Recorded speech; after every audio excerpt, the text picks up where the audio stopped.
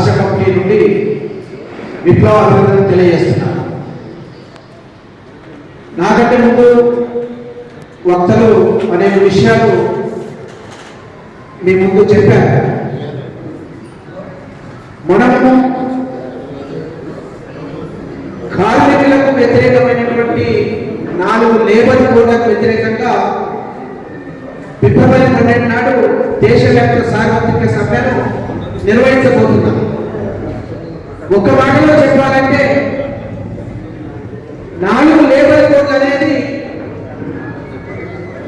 ఒక మనిషిని,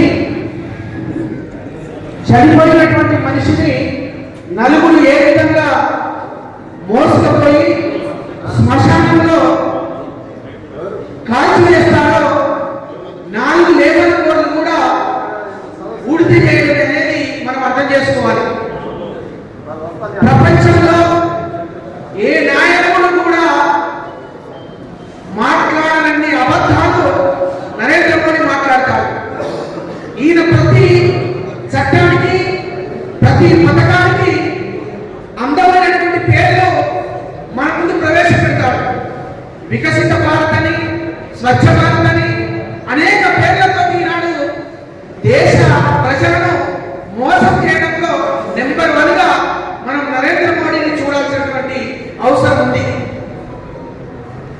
పారిశ్రామిక విప్లవం నుండి, చికాగో కార్మిక వర్గ పోరాటాల నుండి అనేక వీరోచితమైనటువంటి పోరాటాలు నిర్వహించి అనేక త్యాగాలకు, బలిదానాలకు బలైనటువంటి చరిత్ర ఈనాడు దేశ కార్మిక వర్గానికి ఉంది. అనేక పోరాటాలు చేసేదాని ఫలితంగా కార్మిక చట్టాలు ఈ దేశంలో ఉనికిలోకి వచ్చాయి. ఈ కార్మిక చట్టాలను నామరూపాలు లేకుండా కార్మిక వర్గం కట్టు బానిసలుగా యాజమాన్యాల ముందు, ప్రభుత్వాల ముందు గొడ్డు చాకరీ చేయడం కోసము ఈనాడు నరేంద్ర మోడీ విధానాలు మన ముందుకు వస్తున్నటువంటి పరిస్థితిని మనం చూస్తున్నాం. అందుకే ఈ దేశంలో సుమారు 40 కోట్లకు పైగా ఉన్నటువంటి కార్మిక వర్గాన్ని నయవంచనకు చేయడానికి కూడుకుంటున్నటువంటి పరిస్థితులను మనం చూస్తున్నాం. ఈనాడు 5% ఉన్నటువంటి సంఘటిత రంగం పెద్ద ఎత్తున అసంఘటిత రంగంలో కార్మిక వర్గం మన ముందున్నది.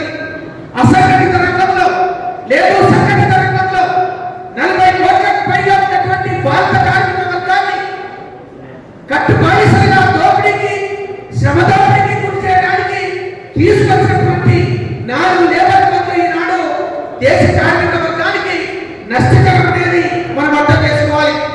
ఈనాడు పిడికడి మందిగా ఉన్నటువంటి పెట్టుబడిదారులు, బడా కార్పొరేట్ శక్తులు, అంబానీ, అదానీ లాంటి పెట్టుబడిదారులకు ఈ దేశంలో ఉన్నటువంటి సకల రంగాల్లో ఉన్నటువంటి సంపదను కొల్లగొట్టుకోవడానికి, దోచుకోవడానికి గేట్లు బాగా తెరవడంలో భాగంగానే ఈ 4 లేబర్ కోడ్ అనేది మనం అర్థం చేసుకోవాలి. అందుకే ఈ దేశంలో ఉన్నటువంటి అశేష ప్రజానీకం ఎవరైతే ఉన్నారో ఆ అశేష ప్రజానీకంలో భాగమైనటువంటి కార్మిక వర్గం ఎవరైతే ఉన్నారో ఈ కార్మిక వర్గాన్ని దోపిడీ చేయడంలో భాగంగానే ఈనాడు నరేంద్ర మోడీ ఈ 12 సంవత్సరాల పాలన కొనసాగుతుందనేది మనం అర్థం చేసుకోవాలి. అందుకే ఈ దేశంలో ఉన్నటువంటి ప్రజల కోసం, కార్మికుల కోసం, రైతుల కోసం, పేదల కోసం, కష్టజీవుల కోసం ఈ నరేంద్ర మోడీ వద్ద ఎజెండా లేదు. కేవలం పిడికడి మందిగా ఉన్నటువంటి పెట్టుబడిదారులకు, సామ్రాజ్యవాదాలకు ఊడిగం చేసి బడా కార్పొరేట్ శక్తులకు ఈ దేశ సంపదను కొల్లగొట్టుకోవడం కోసమే ఈయన దగ్గర ఉన్నటువంటి ఎజెండా అనేది మనం అర్థం చేసుకోవాలి.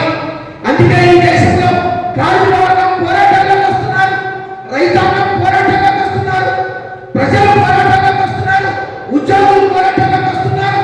మొత్తంగా ఈనాడు దేశవ్యాప్తంగా అనేక ప్రాంతాలలో చెప్పుకోదగ్గ కార్మిక వర్గ పోరాటాలు, రైతాంగ పోరాటాలు మన ముందు కనబడుతున్నటువంటి పరిస్థితి ఉంది. అందుకే ఈ 4 లేబర్ కోడ్లు అనేది కార్మిక వర్గానికి నష్టకరమైనటువంటిది, యాజమాన్యాలకు అనుకూలమైనటువంటిది, శ్రమ దోపిడీని యథేచ్ఛగా చట్టబద్ధంగానే శ్రమను దోచుకోవడానికి ఈనాడు నరేంద్ర మోడీ ఈ 4 లేబర్ కోడ్ తెచ్చాడనేది మనం అర్థం చేసుకోవాలి. అందుకే ఫిబ్రవరి 12 తారీఖు నాడు జరగబోయే చారిత్రాత్మకమైనటువంటి దేశవ్యాప్త సార్వత్రిక సమ్మె అనేది ఈ నరేంద్ర మోడీ కార్మిక రైతు ప్రజా వ్యతిరేక విధానాలకు వ్యతిరేకంగా సాగే సార్వత్రిక సమ్మెగా మనం భావించాల్సిన అవసరం ఉంది. ఈ సమ్మె ఆశావాసింది కాదు. ఇప్పటివరకు జరిగింది ఒక ఎత్తు, రేపు జరగబోయే కార్మిక సమ్మె అనేది మరొక ఎత్తు అనేది మనం అర్థం చేసుకోవాలి. అందుకే 4 లేబర్ కోడ్ల ప్రమాదం అనేది కార్మిక వర్గానికి కొట్టొచ్చినట్టు కనపడుతుంది. ఈ 4 లేబర్ కోడ్లకు వ్యతిరేకంగా దేశ కార్మిక వర్గాన్ని, ప్రజలను, అన్ని వర్గాల ప్రజలను ఐక్యం చేస్తూ బలమైనటువంటి శక్తివంతమైనటువంటి సమరశీలమైనటువంటి పోరాటాలు నిర్మించాల్సినటువంటి అవసరం అనేది మనకు ప్రస్తుత పరిస్థితిని తెలియజేస్తుంది. ఆ వైపుగా భారత కార్మిక వర్గం ఏదైతే ఉందో నయవంచనకు, దోపిడీకి గురవుతున్నటువంటి పరిస్థితి, ప్రమాదకరమైనటువంటి పరిస్థితి ఏదైతే ఉందో దీన్ని మనం అర్థం చేసుకోవాలి. ఆ వైపుగా కార్మిక వర్గాన్ని ఐక్యం చేస్తూ ఈ నరేంద్ర మోడీ సాగిస్తున్నటువంటి బడా కార్మికులకు అనుకూలమైనటువంటి పెట్టుబడిదారులకు కొమ్ములు రాసే విధానానికి వ్యతిరేకంగా భారత కార్మిక వర్గాన్ని మనం సంఘటితం చేయాల్సినటువంటి అవసరం ఉంది. అందులో భాగంగానే ఫిబ్రవరి 12 నాడు జరిగేటువంటి దేశవ్యాప్త సార్వత్రిక సమ్మెను విజయవంతం చేయడం కోసం మీరందరూ కూడా ముందుకు రావాలి. ఆ వైపుగా IFTU ఈ దేశవ్యాప్త సార్వత్రిక సమ్మెలో ముందుండి పోరాటాన్ని తెలియజేస్తూ ఈ అవకాశం ఇచ్చినటువంటి మీ అందరికీ విప్లవాన్ని తెలియజేస్తూ ముగిస్తున్నాను.